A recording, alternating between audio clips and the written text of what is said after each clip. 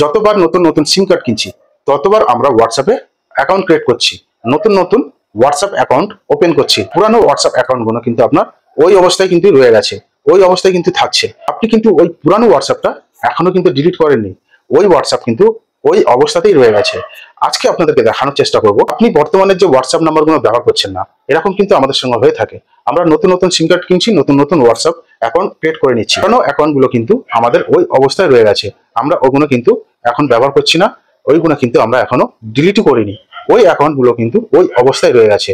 তো আজকে আপনাদেরকে দেখাবো বর্তমানে আপনারা যে হোয়াটসঅ্যাপ নাম্বারগুলো ব্যবহার করছেন না, এখনো পর্যন্ত ওই নাম্বারে হোয়াটসঅ্যাপ অ্যাকাউন্ট ক্রিয়েট করা আছে। তা ওই অ্যাকাউন্টগুলো আপনারা কিভাবে চিরতরে ডিলিট করবেন, একেবারে সম্পূর্ণ হোয়াটসঅ্যাপ থেকে মুছে দেবেন ওই নাম্বারগুলো যেগুলো আপনি বর্তমানে ব্যবহার করছেন না।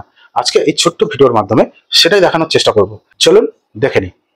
প্রথমে আপনারা দেখুন হোয়াটসঅ্যাপটা ওপেন করবেন। হোয়াটসঅ্যাপটা ওপেন করার পরে এখান থেকে এই যে হোয়াটসঅ্যাপটা ওপেন করবেন। হোয়াটসঅ্যাপ ওপেন করার পরে এখান থেকে আপনারা সেটিংসে চলে আসবেন।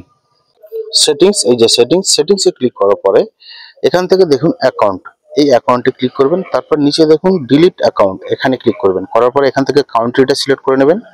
এবার আপনি যে হোয়াটসঅ্যাপ নাম্বারটা ডিলিট করতে চাইছেন সেই নাম্বারটা দেবেন, এখানে ডিলিট অ্যাকাউন্ট এখানে ক্লিক করবেন।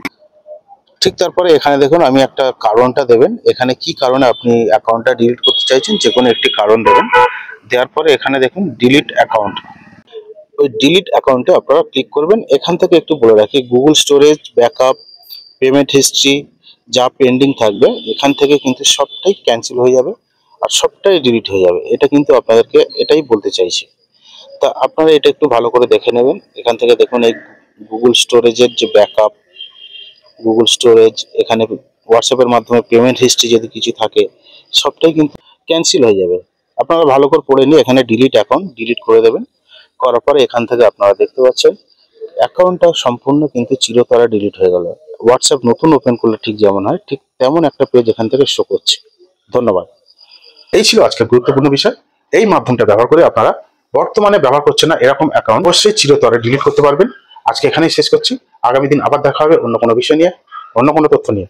সঙ্গে থাকবেন, ধন্যবাদ।